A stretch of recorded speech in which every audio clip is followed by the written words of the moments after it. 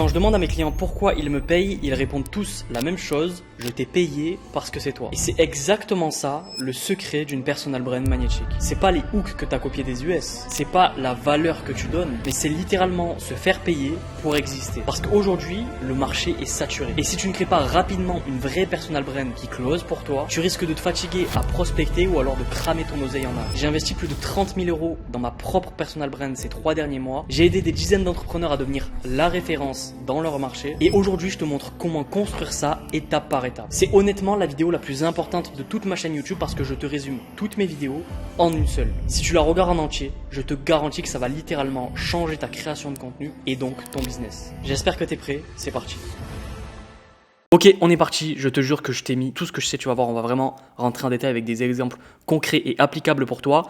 Si tu n'as pas 20-30 minutes devant toi, honnêtement, tu peux quitter la vidéo, elle n'est pas faite pour toi. La première des choses que j'aimerais voir avec toi, c'est la différence entre une personal brand normale et une personal brand vraiment magnétique. Et c'est là que la plupart des entrepreneurs, et en général c'est surtout les entrepreneurs qui ont déjà fait de l'argent, qui se trompent. La grande erreur que tout le monde fait, c'est de donner de la valeur, de se cacher derrière son expertise. Si tu fais ça, tu vas juste être vu comme une commodité. Pour te faire l'analogie, c'est comme quand tu rentres dans un magasin et que le vendeur, il va direct sur toi, ok ?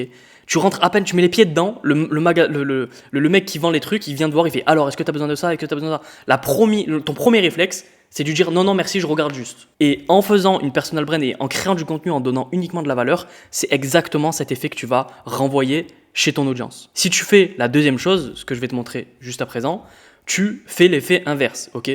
C'est en gros la personne qui rentre dans le magasin, elle prend son temps et elle finit par acheter naturellement. La grande différence, c'est que la première personal brand, elle donne uniquement de la valeur, elle montre uniquement son expertise, elle copie ce que les autres font. Ok, t'as forcément dû entendre ces putains de conseils de merde. Fais ce qui se fait aux US, refais-le en français et puis voilà, tu vas grossir. Ok, ça c'est un conseil qui pue la merde. Ce que tu dois faire pour avoir vraiment une personal brand magnétique, c'est poster de la valeur, ta personnalité, tes coulisses, te montrer en tant que personne, ok ? S'adresser spécifiquement à ton audience idéale et non pas à ton ICP. Ça aussi, c'est quelque chose d'extrêmement important qu'on verra juste après, ok ? Mais il ne faut pas parler à son ICP dans son contenu. Autre chose, c'est qu'il faut prendre des positions fortes et assumées, ok ? Contrairement à la première où c'est un peu neutre et pas tranchant. Développer sa signature unique, ça aussi c'est quelque chose qu'on verra juste après, je vais te montrer exactement comment faire. La différence entre les deux, c'est que la deuxième, t'es magnétique, tu attires les gens à toi. Et la première, c'est que vas-y, on souffle. Tu donnes de l'expertise, tu donnes de la valeur, ok c'est cool, mais c'est pas ça qui va faire acheter, ok ? Là, c'est quelque chose de très important, ok ? C'est dans ta stratégie de contenu. Il faut comprendre qu'il y a 4 grandes étapes par lesquelles ton prospect, ton viewer doit passer avant d'acheter chez toi et de venir acheter chez toi, ok ? Tu ne vas plus aller vers les gens, c'est les gens qui vont venir vers toi. Et la grande erreur que la plupart des gens font, et c'est en lien avec ce que je te disais au début, c'est qu'il y a 4 grands stages de la confiance, comme je te l'ai dit, et la plupart des gens vont directement sauter les 2 premières étapes et vont aller à l'étape 3 et 4. Donc l'étape de la légitimité et l'étape d'être crédible. Et là, tu le fais en donnant de la valeur ou en montrant tes résultats clients. Sauf que ça, tu te prives des 2 étapes les plus importantes qui créent une vraie personal brand magnétique. Je vais te donner des exemples concrets pour que tu comprennes bien. Les 2 premières étapes, c'est être inspirant et être attachant. Être inspirant, ça veut dire quoi ? Ça veut dire que quand la personne tombe sur ton contenu, elle se dit « Ok, ce mec-là, c'est un vrai leader. Ok, ce mec-là, il fait des trucs incroyables, je veux lui ressembler. » S'il ne te trouve pas inspirant, tu pourras close 2-3 personnes, mais les gens ne vont pas venir vers toi. La deuxième chose extrêmement importante, c'est qu'il faut qu'ils t'adorent, qu'ils t'aiment. Il faut que tu sois attachant. Si tu n'es pas attachant, si les gens ne t'apprécient pas en tant que personne, tu ne pourras pas vendre facilement. C'est comme si je te disais, ton meilleur ami, demain, il lance un truc, il te dit « T'inquiète mec, fais-moi confiance, achète ça, fais-moi confiance, c'est vraiment bien. » Tu vas lui faire confiance. Même si tu sais pas s'il est vraiment légitime ou il n'est pas vraiment crédible. Parce que justement, tu es attaché à lui. Et comprends que les gens n'achètent pas à des inconnus. Et c'est pour ça que quand tu viens déballer ta valeur ou déballer tes résultats clients alors qu'on ne te connaît pas, tu ne vas pas vendre. C'est pas possible. Ça ne marche plus. Avant, ça pouvait. Aujourd'hui, ça marche plus. Tu dois être inspirant et attachant. Et du coup, comment on fait ça ? Après, je rentrerai beaucoup plus en détail sur la stratégie de contenu en elle-même. Mais là, c'est juste pour te montrer les grands stages de la confiance. La première chose, c'est du contenu. Je t'ai donné des exemples de mon contenu personnel. Inspirant, ok ? En gros, quand on tombe sur ce type de contenu-là, ton viewer doit avoir envie de incarner l'identité que tu incarnes. Donc là, par exemple, sur cette vidéo-là, pauvre, tu réalises le rêve de ton frère. En gros, j'ai payé le voyage de rêve de mon frère, donc il est parti au Japon. C'est pas une vidéo conversion, c'est pas une vidéo où je donne de la valeur, mais c'est inspirationnel. Mon ICP, quand il regarde cette vidéo, il se dit « Ok, Je veux être comme lui. Je veux incarner l'identité de la personne qui fait des virements à son petit frère. La personne qui paye des vacances à sa famille. C'est ça qui est important.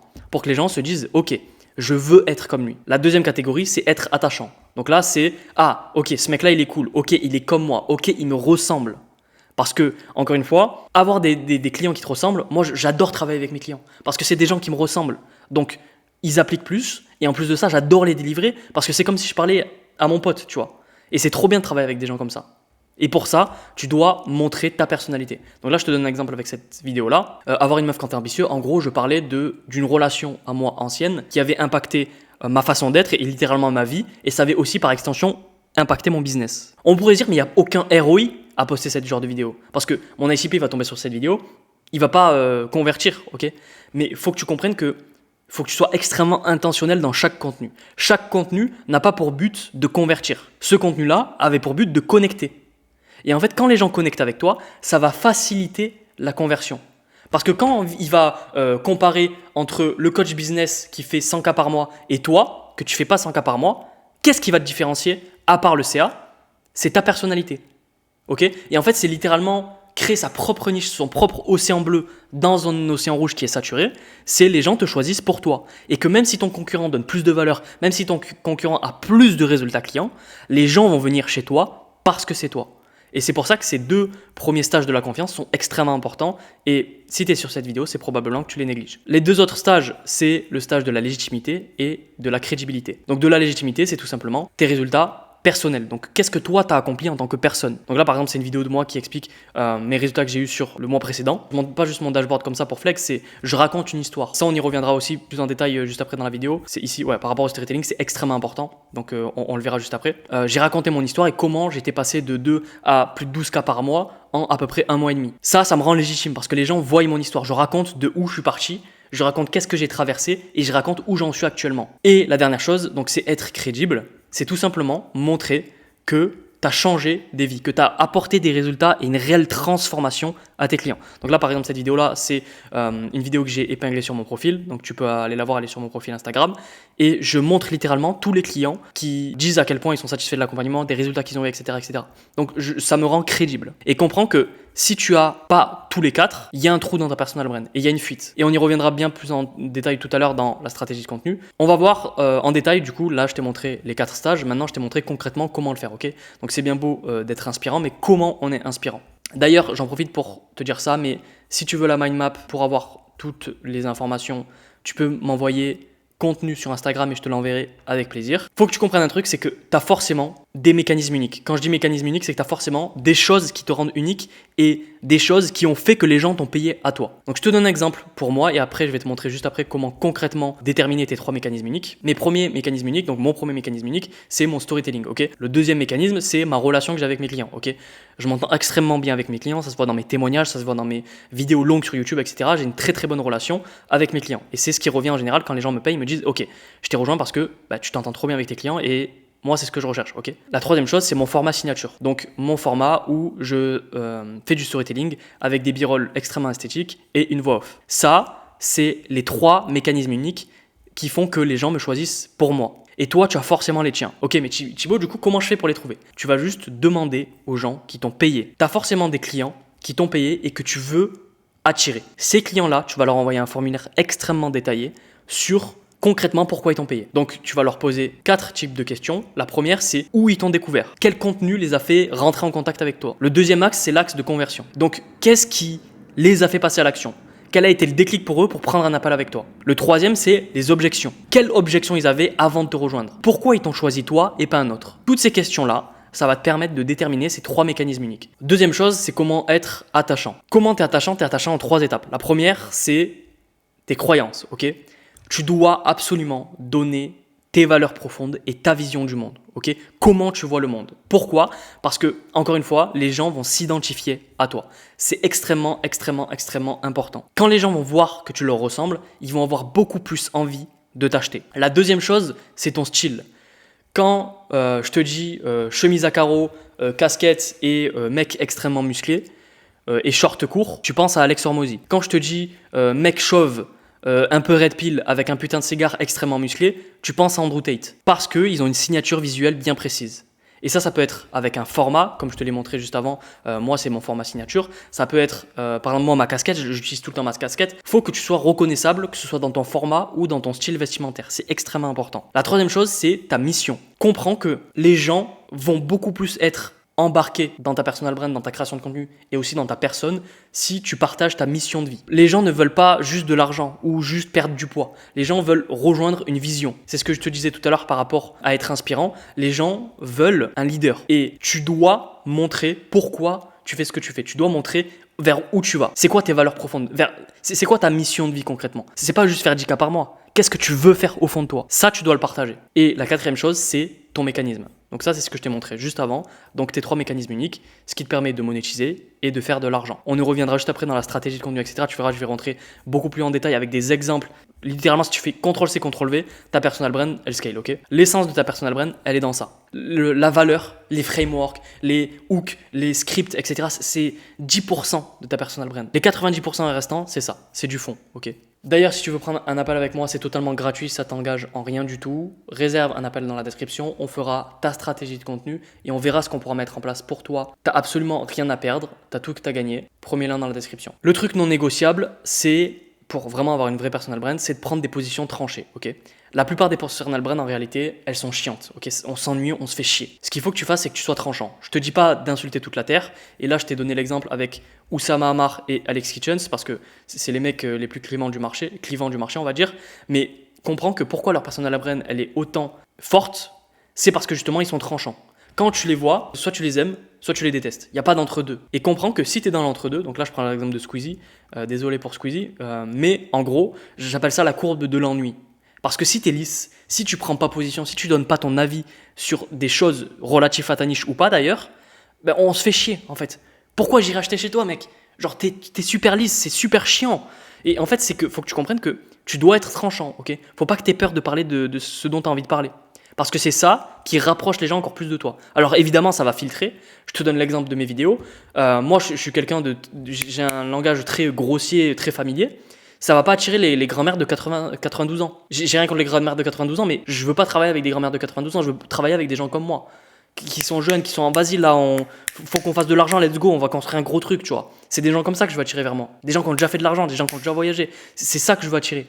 Et ça, je pourrais pas l'attirer si je suis pas moi-même et si je suis pas extrême dans ce que je dis. Encore une fois, extrême, on s'entend. On va pas dire des dingueries pour dire des dingueries, tu vois, mais faut pas que tu aies peur de te positionner. On attaque une autre partie extrêmement importante et ce que je vais te montrer là, les 2 carrés qu'il y a ici et ce qu'il y a juste après aussi, c'est la raison pour laquelle tes vidéos sont bloquées à 300 vues. Genre littéralement, si tu as des vidéos qui sont bloquées à 300 vues, etc., malgré toute la valeur que tu donnes, c'est uniquement à cause de ça. Okay. La première chose que tu dois comprendre, c'est que tu ne dois pas créer pour ton ICP, tu dois créer pour ton audience idéale. Je vais te décrire comment trouver son audience idéale et juste après, je vais te montrer c'est quoi la différence entre ton audience idéale ou ton ICP. Okay.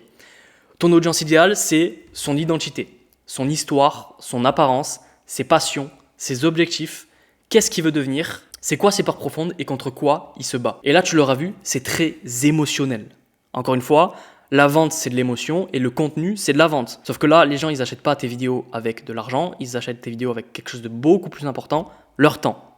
Donc si tu fais uniquement du rationnel, et c'est ce que je disais tout à l'heure, si tu donnes uniquement de la valeur, t'es que dans le rationnel. Nous, ce qu'on veut, c'est être dans l'émotionnel. Et si t'es pas dans l'émotionnel, tu pourras jamais vendre facilement avec ton contenu. La différence concrètement entre ton audience idéale et ton client idéal, c'est la raison pour laquelle tu es bloqué à 300 vues. Okay.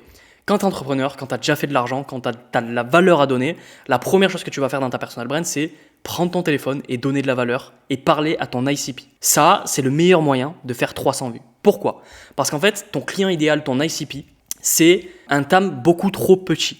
Et quand tu veux grossir sur les réseaux sociaux, parler à un TAM qui est trop petit, ça te bride en termes de visibilité. Tu vas faire des vidéos où tu donnes de la valeur, où tu parles à ton ICP, mais tu vas faire 300 vues. Ce qu'il faut que tu fasses, c'est parler à ton audience idéale. Parce que ton audience idéale, c'est un TAM beaucoup plus grand. Par contre, dans ton audience idéale, il y a ton client idéal. Donc, au lieu de dire, par exemple, dans ton hook, coach et infopreneur, regardez cette vidéo, tu vas dire, si tu es entrepreneur, regarde cette vidéo. Les entrepreneurs, c'est beaucoup plus large, mais dans les entrepreneurs, il y a des coachs et des infopreneurs. Et deuxième chose extrêmement importante, juste avant de parler storytelling, c'est qu'il y a 2 extrêmes. Il y a les extrêmes qui parlent que de leur intérêt personnel, donc qui parlent uniquement de ce qui les fait kiffer à eux, et il y a l'autre extrême qui parle uniquement de ce que l'audience veut. Et comprends que les deux extrêmes, c'est mauvais, ok? Si tu parles uniquement de ce que ton audience veut, toi, tu vas avoir, enfin, ça va te faire chier, genre. Et si tu parles uniquement de tes intérêts personnels à toi, ben, les gens ne vont pas acheter chez toi. Parce que ce qui t'intéresse à toi, c'est pas forcément ce qui intéresse ton audience idéale. Ce qu'il faut que tu fasses, c'est de parler des sujets qui intéressent toi et aussi ton audience. Parce que du coup, tu vas kiffer en parler et en plus de ça, ça va plaire à ton audience. Le stage numéro 3, c'est comment être légitime. Ok, donc comme on l'a vu juste à présent, c'est être légitime. Je te l'ai dit, donner de la valeur brute, ça suffit plus. Ok, donner de la valeur brute, parler à ton SCP, ça c'était il y a 2-3 ans. Aujourd'hui, ça ne marche plus. Ce que tu dois faire, c'est faire du storytelling. Quand tu donnes de la valeur brute, t'es générique, ok, t'es rapidement oublié. Il n'y a aucune émotion qui est associée à toi. Et comprends que quand tu donnes de la valeur brute, 3 conseils pour perdre du poids, 5 façons de devenir viral, t'es remplaçable. C'est chiant quand on regarde ton contenu. Je demande à ChatGPT de me faire un script, il me sort la même chose. T'es duplicable. L'IA va te remplacer si tu fais ce type de contenu, si tu donnes uniquement de la valeur. Les gens en ont marre des experts en fait. Ils veulent de l'humain, ils veulent connecter avec toi, ils veulent apprendre à te connaître. Qui t'es pour me donner des conseils, tu vois? Pour faire l'analogie, c'est un peu comme si un mec complètement random que tu ne connaissais pas dans la rue te tapait l'épaule et venait te dire: écoute mec, est-ce que tu veux gagner 5 000 € par mois? Je peux t'aider. Tu vas le regarder, tu vas dire: mec, qu'est-ce que tu me racontes? Tu dis de la merde, je te connais pas mec. Qui es-tu, tu vois? Et c'est pour ça que dans tes vidéos valeurs, pour être légitime, tu dois raconter des histoires. Déjà, premièrement, le cerveau retient beaucoup plus les histoires que les informations brutes. En fait, on paye, littéralement, on va au cinéma pour qu'on nous raconte des histoires. Donc imagine que tu racontes des histoires avec de la valeur derrière et des trucs applicables. T'as le meilleur des deux mondes, en fait, tu vois. En plus de ça, les gens connectent avec toi. En plus de ça, les gens mettent plus de valeur sur ce que tu dis parce que au lieu de donner de la valeur brute, tu racontes par là où t'es passé. Donc le mec voit là où t'étais, ce que t'as vécu et quelles leçons t'en as tiré. Et ça, c'est trop cheaté, c'est trop fort, tu vois. Genre, le mec voit littéralement tout l'historique. Et c'est ça que tu dois faire, en fait. Tu dois donner de la valeur avec du storytelling. Par exemple, au lieu de dire 3 conseils pour perdre du poids, tu vas dire: il y a 3 ans, j'étais gros, j'arrivais pas à enlever mon t-shirt, j'allais à la plage et tout, j'avais trop honte de mon corps, jusqu'à ce que je découvre ce régime extrêmement trop génial. J'ai perdu 10 kilos un jour, et là, résultat, j'ai les abdos, ma vie est géniale. C'est beaucoup plus captivant que juste de dire 3 conseils pour perdre du poids. Ça, c'est nul. Mais comprends que tout ce que je t'ai montré là, donc être légitime, être attachant et être inspirant, ça ne donnera rien si tu n'es pas crédible. Et c'est ce qu'on va voir juste ici, comment être crédible. Tu es crédible en montrant les résultats de tes clients. Sauf que, même montrer aujourd'hui les résultats de tes clients, ça suffit plus. Et je vais te montrer pourquoi. Il y a 3 types de témoignages que tu dois collecter. Il y a les témoignages transformationnels. Donc ça, c'est les témoignages basiques. Mon client était à X endroit et il est à Y endroit aujourd'hui. Ok, donc il est passé à 2 000 € par mois et il a atteint 10 000 € par mois grâce à mon accompagnement. Ça, c'est les résultats chiffrés. La deuxième chose que tu dois montrer, c'est la transformation émotionnelle. Donc, dans quel état émotionnel il était avant et où il se trouve maintenant. Donc, imaginons que ton client était complètement perdu dans sa vie. Aujourd'hui, il est heureux. C'est ça que tu dois montrer. Parce qu'en fait, il y a 2 types de transformation. Il y a la transformation client et il y a la satisfaction client. Et comprends que des clients satisfaits, c'est pas forcément des clients que tu as transformés. Et des clients que tu as transformés, c'est pas forcément des clients satisfaits. Et la troisième et la dernière chose, et c'est ça que j'utilise dans mon marketing et qui est extrêmement puissant pour convertir, c'est la reconnaissance humaine. Qu'est-ce qui fait la différence chez toi en tant qu'humain? Parce que c'est bien beau d'apporter des résultats, mais vas-y, il faut que ce soit fun, ok? Faut que ce soit fun, faut que humainement ça matche aussi avec tes clients. Et si tu montres ces 3 choses-là, je te jure que ta personal brand, elle va faire x2, x3, premier degré. Donc là, je t'ai montré toute la partie théorique. Maintenant, on va s'attaquer à la pratique et comment concrètement le faire en termes de stratégie de contenu. Tu vas voir, on va parler de format, les différentes vidéos, etc. et les meilleurs formats que tu pourrais faire selon les objectifs que tu vises, ok? Comprends qu'il y a 3 grandes catégories de vidéos que tu dois poster. La première catégorie de vidéos, c'est viralité ciblée. Dans ce type de vidéo-là, ce qu'on va voir, c'est chercher à faire des vues. Des vues, mais des vues qualifiées. Je précise. On ne veut pas être viral pour le boulanger si on vend une formation en e-commerce. Ça n'a aucun sens. Je t'ai donné des exemples et après tu vas le voir, on va rentrer en détail avec tous les formats qui marchent de ouf et que tu peux reproduire. C'est dans cette vidéo-là, tu vois, c'est une vidéo qui a fait 70 000 vues. Pauvre, tu te fais close à 5 000 € et t'adores ça. Pourquoi c'est de la viralité ciblée? Parce que tu te fais close, c'est un petit groupe de personnes, ok, qui comprennent le lexique. Tu t'es fait closer. Et dans cette vidéo-là, je montre que je me suis fait closer, etc., etc. Donc ça fait de la viralité parce que le format est viral. Je fais let's go, ok. Je montre un moins 2000. C'est viral, mais c'est viral pour les bonnes personnes. Parce que les mecs qui savent ce que c'est du closing, c'est des mecs que je veux dans mon audience idéale. C'est des mecs qui connaissent le business en ligne. Donc c'est viral pour les bonnes personnes. Et comprends que si tu n'es pas viral, si tu n'as pas un minimum de traction vers ton compte, bah, tu ne pourras pas avoir une vraie personal brand.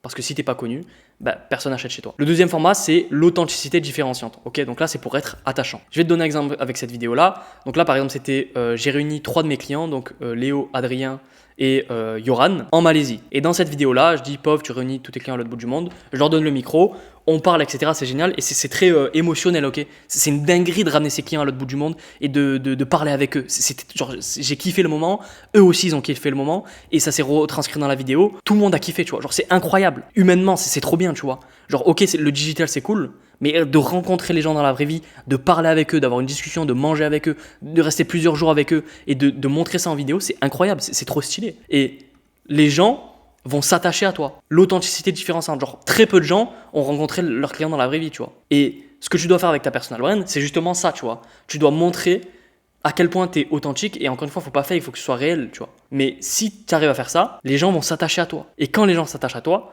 ça facilite toute la vente, ça facilite ton setting, ça facilite ton closing. Les gens sont...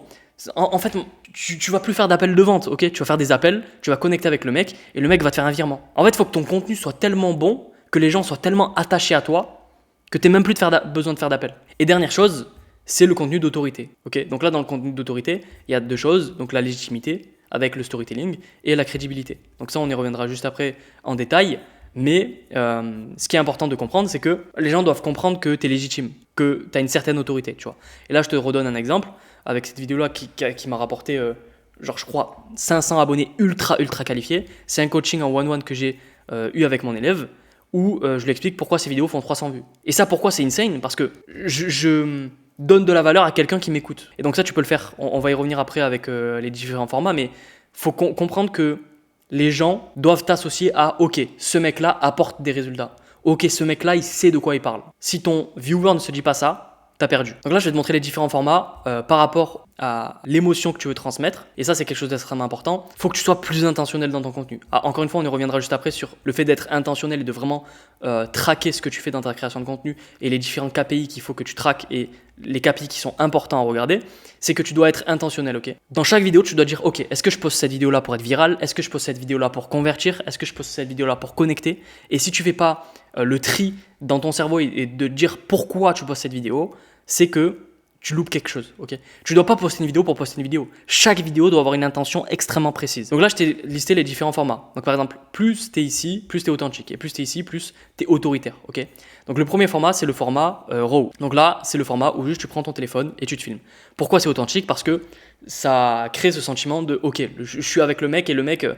vas-y, il a fait la vidéo en 30 secondes. Le deuxième format, c'est le format Facecam. Là, c'est un peu moins authentique parce que justement, tu as posé ta caméra, tu as pris ton micro, tu affiches des images à l'écran. Donc, c'est beaucoup moins authentique que le premier format. Le troisième format, et ce format-là, honnêtement, si tu le masterises, tu as tout gagné avec ce format-là, c'est le format journée type. Donc là, par exemple, c'est une vidéo où je montre ce que j'ai fait, enfin ma journée type à Bali et combien j'ai dépensé. Les gens connectent beaucoup plus avec toi quand tu fais ça. Ils voient les coulisses de ce que tu fais. Et ça, c'est ultra important. Autre format, c'est le format voix off. Donc là, tu vas juste mettre des b-rolls, et c'est pour ça que c'est extrêmement important de faire des b-rolls. Tu mets des b-rolls et juste tu parles en voix off. Et ça te fait gagner du temps en fait. Ça te fait gagner du temps et tu as une certaine autorité quand tu fais ça. Et les 2 derniers formats, donc ça, c'est les formats qui sont beaucoup plus autoritaires et qui te rapportent beaucoup plus de légitimité.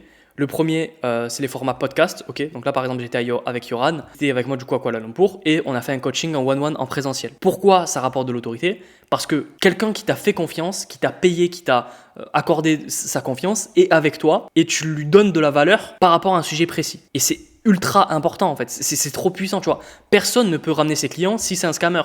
Tu vois, si le mec scamme ses clients, si le mec n'apporte pas vraiment de valeur, il peut pas ramener quelqu'un en physique, tu vois. Il peut pas avoir de clients, il peut pas ramener quelqu'un en physique vu qu'il apporte pas de résultats, tu vois. Donc inconsciemment, le mec se dit, ok, ce mec-là apporte des résultats, ce mec-là satisfait ses clients. Et c'est en lien avec le deuxième format, le dernier format, c'est le format coaching où tu apportes de la valeur à tes clients. Pourquoi c'est ultra puissant? Parce que là, tu ne fakes pas en fait, tu vois. Genre c'est factuellement toi qui donnes de la valeur à d'autres êtres humains qui t'écoutent. Et ça, c'est ultra puissant. Okay, parce que tu as beau donner toute la valeur du monde, si on ne voit pas concrètement que tu as apporté des résultats à des gens et que tu as accompagné des gens et que tu donnes de la valeur aux gens, tu ne peux pas être légitime. Et toute cette stratégie de contenu-là, donc la viralité ciblée, l'authenticité différenciante et l'autorité, faut que tu le traques de manière extrêmement intentionnelle. Okay, je te le disais tout à l'heure, tu ne peux pas améliorer ce que tu ne mesures pas et tu ne peux pas créer du bon contenu si tu n'es pas intentionnel dans chaque contenu. Et parfois, ton contenu ne fonctionne pas. tu n'as pas beaucoup, tu fais moins d'argent que d'habitude, tu ne comprends pas d'où ça vient. Et ça vient de 3 leviers, à chaque fois c'est toujours les mêmes. Si tu as peu de vues, ce que tu dois faire c'est plus de viralité ciblée. Si tu as peu d'engagement, donc peu de likes, peu d'abonnements, peu de commentaires, il faut que tu fasses plus d'authenticité différenciante. Et si tu as peu de ventes, il faut que tu fasses plus d'autorité et de témoignages clients.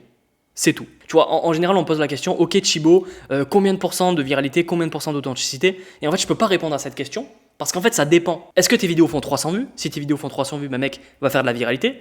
Est-ce que t'as pas assez d'abonnements? Si t'as pas assez d'abonnements, mec, mets 70% d'authenticité.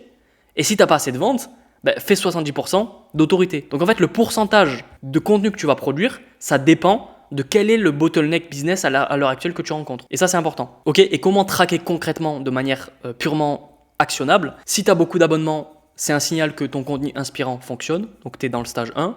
Si tu as des likes, des commentaires, des partages, des republications, etc., c'est un signal que tu es attachant et que les gens s'attachent à ta personnalité. Si tu as des DM entrants, donc si les gens t'envoient des messages, c'est qu'ils pensent que tu es légitime parce qu'on ne va pas te demander des conseils à quelqu'un qu'on ne sait pas légitime. Et le signal que tu es crédible, c'est que les gens voient tes témoignages clients. Et comprends que c'est en traquant ces 4 choses-là que tu vas vraiment faire du contenu beaucoup plus intentionnel et surtout qui convertit naturellement. Donc pour te faire la synthèse de tout ce que je viens de te raconter et comment tu vas pouvoir l'appliquer à ta création de contenu, c'est que la première chose, ton positionnement doit tourner autour de toi, autour de tes croyances, autour de ton style, autour de ta mission et autour de ton mécanisme. C'est important.